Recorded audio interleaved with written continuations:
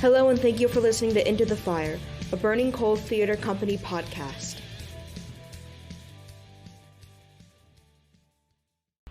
Hello and welcome to Into the Fire, the Burning Coal Theater Company podcast series. This is Natalie Ray, the development director for Burning Coal, in for Jerome Davis to talk to Susan Gross about Ruby. Ruby is part of the second stage series this year in 2023, so we're thrilled to have Susan here to talk about it. Welcome, Susan. How are you? Thank you so much. I'm doing great. Thanks for having me. Great. Yeah, Ruby is such a personal story, and so I'm really thrilled that we'll be able to dive deeper into that character and where this character comes from within yourself, right? Yeah. So tell us a little bit more about where you started. I know that you grew up in Virginia. So what was some of your first theatrical experience, and what gave you that acting bug that you just had to follow? Yeah, so I grew up in Roanoke, Virginia. I would say my parents took me to a play at the Barter Theater when I was, I don't know how old I was, but pretty young, probably like eight or something like that, 8 or 9 years old. And I loved, it was a play called, well, we all know it, 10 Little Indians, Agatha Christie. And I just thought, wow, this is amazing what people can do on the stage, and I would love to be a part of something like that someday. So I did, I took drama classes and basically in high school, also middle school. I was going to say when I was about 10 or 11 years old, I think I was in like the 6th grade. I had teachers who I had to do like a sketch from like a book report. They were like, oh, we had to read this book, and we could either What was the book? Do you remember? It was a book called Lizard Music. What? Don't ask me anything about the book. I don't remember anything about it. I do have a copy of it, though. I found it one day at like a used bookstore, and I was like, I'm going to keep a copy of this book because this set me on my journey, really. So my best friend and I did, like, we had to do either an essay or like a skit from the, like, write something from the book. And so my best friend and I decided to act out a scene from the book. And so we did that, and my teachers loved it, and they held me after school, and they were like, had to have like a private conversation with me, which was basically like, we think you're a very talented actor and you should pursue this as a career. So it's quite like a big thing for me as, 11 years old to be told that, Yeah, you're not in trouble. Yeah. You're just an actor. Exactly. Just accept who you are. Let's get on with it. That's fantastic. And then from there you went to college? Yeah, so I studied theater arts in college. I also studied literature, but yeah, I went to Roanoke College, and there I worked consistently with a director who was amazing. Her name's Dr. Lisa Warren.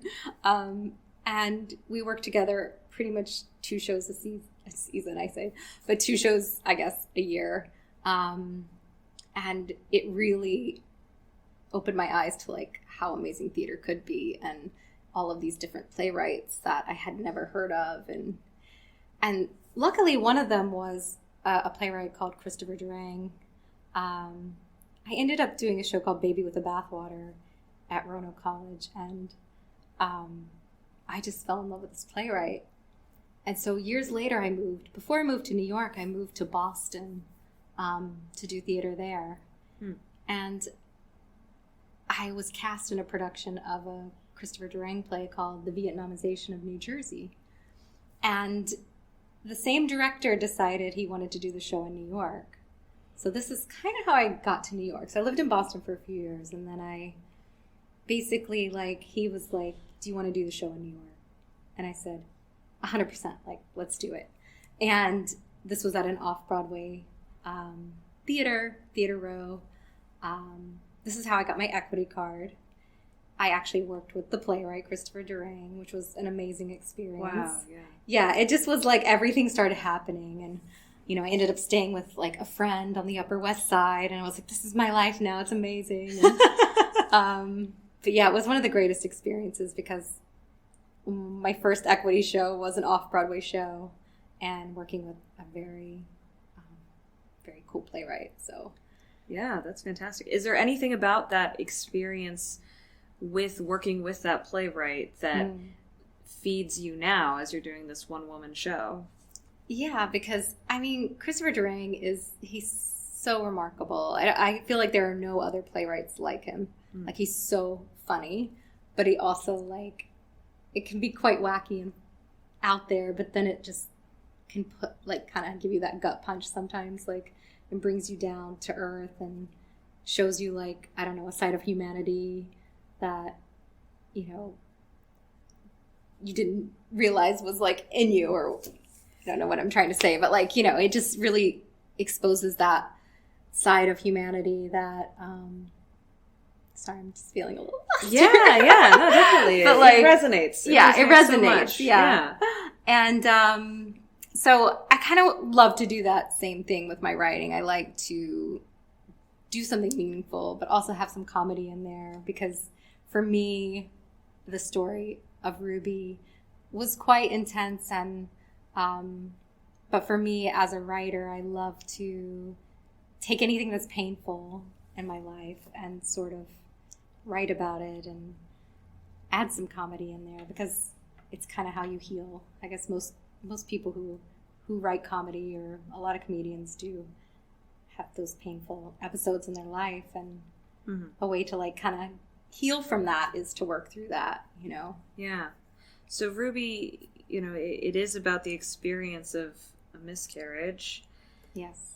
And I wonder, you wrote a very touching note in your program about dedicating this show to other women who've had this experience. Yeah. What do you want the audience to take away from Ruby? I think the reason I wrote this piece was to help people feel less alone in their journey, whether they, as a couple, experienced it, singularly experienced it, or know people that experienced it. But for me personally, I just didn't know how to cope with the feelings I was having. So I thought, I'm going to write about this and hopefully reach out to other people so that they feel less alone in this kind of journey after it happens, because it is very complicated. I think especially for me, because I had what I talk about in the show, but I guess with my miscarriage, I didn't have a lot of those things that people get in their early pregnancies. So, you know, for me, I never was able to see anything that even resembled what we would call a baby. So for me, it was very complicated to, like, try to understand, well, what happened? Like, what was that? Why am I feeling so just devastated by this? Mm-hmm. And I think for me, it was the fact that it was the potential to be something that I will now never be able to experience, if that makes sense. So yeah, I wanted to write about it and also help others to sort of know that they're not alone out there. Well, it's a very honest exploration, I think. I have read the script. I haven't seen it yet, but I look forward to it. When you performed this the first time, this was in New York, right? You've had one other production of this. Is that correct? I have done it twice. I worked with the same director, Jake Lippman, and she produced it with her theater company, Tongue in Cheek. So she produced it with her solo show festival, and then she produced it again for Planet Connections festivity. So I did it 2 years in a row. Mm-hmm. Pre-pandemic. So don't we all miss that pre-pandemic life? We do. So yeah, it was, you know, and it was great to do it in New York, but I also wanted to come back kind of to my roots. Like, I am from the South, and, you know, bring this story to a different audience. Yeah. And how did it feel in those original productions, to bring this story to an audience and then have that audience relationship with such a personal and what you describe as, you know, being an isolating experience, you know, when you first had that? it was kind of amazing because I did get, audience members reach out to me to tell them, how grateful they were that I told this story or how it touched them or, and I even had some actors say, oh, I'd love to do a monologue from your play. And wow. I was like, so, I did feel like I did it a few times in New York, but I wanted to reach audiences again because I feel like it's still a story that needs to be told, and things have changed. Like, you do see news articles now where there are celebrities that talk about their miscarriages, which is quite, I think can be quite powerful because people understand, like, oh, even people who seem to have these perfect lives still experience this grief and this loss that you can't control, really. Yeah. So yeah, the loss of it is very powerful in the way that you write about it. And yet so much humor. I mean, really, very funny show. Yeah. Yeah. I think it's like because I grew up on comedy, and comedy is like my first love. Like it's something I think after the show, I feel like I'm going to write something that's even funnier. Like, I just feel like I need to write something that, but then I still like to do that thing of like, it needs to also be touching and poignant as well. Mm-hmm. So I don't know. I have a new play that I'm working on that actually does have this theme in it. It's not the entire theme, but I sort of take the character and go a little further. Interesting. In this full-length play that I've written called Just Kids. Different character, but like a similar story for her background. And it's about 3 women and their different journeys with motherhood. So when you're creating this, the character that's in Ruby is Yes. also called Susan. Yes. Are there any differences between Susan on stage and Susan, just Susan? Yeah. There are a few. I did do a little bit of... there's things that I experienced, but I sort of changed them slightly, if that makes sense. Yeah. To make more of an impact. So hopefully. There's a few changes. Mm-hmm. It's not quite entirely based on my life, but there's some things that I just wanted to express that I guess sometimes I would read different women's stories, and I wanted to include some of that also in the show. Yeah, that makes complete sense. Yeah. I'm trying not to reveal too much about the show. Right. Yeah, we want people to come see it. Definitely. Yeah. They've got to. That's great. I wonder if you have any advice for other people considering writing a one-person show. Yeah. What you would tell the version of you that was just getting started. Well, it's interesting because I've always kind of had confidence as a performer, but as a writer, I've always had to, I don't know, like even writing that program today gave me a little bit of anxiety because I like to make sure like I say everything the right way. So as a writer, I don't know. For me, so how this show started, I hadn't thought about doing a one-person show. But my director in New York had seen me at an audition, and we ran into each other at a casting, and she asked me if I'd written a solo show, and I had been working on one, but it was not Ruby. It was a completely different show about like my past like dating life, with different people, and I was just like, yeah, I've written something, and then I had flown to England with my husband. He's from England, and on the plane ride there, I just started letting Ruby pour out of me. And I just wrote most of it, the first draft of it, on the ride from New York to England.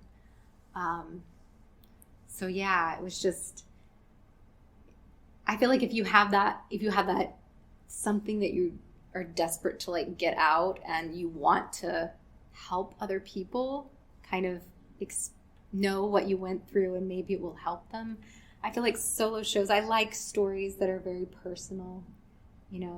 There's always those solo shows that are just comedy and they're great and they're funny, and but I feel like if you have a very personal story to tell, like that I think makes the best type of solo show.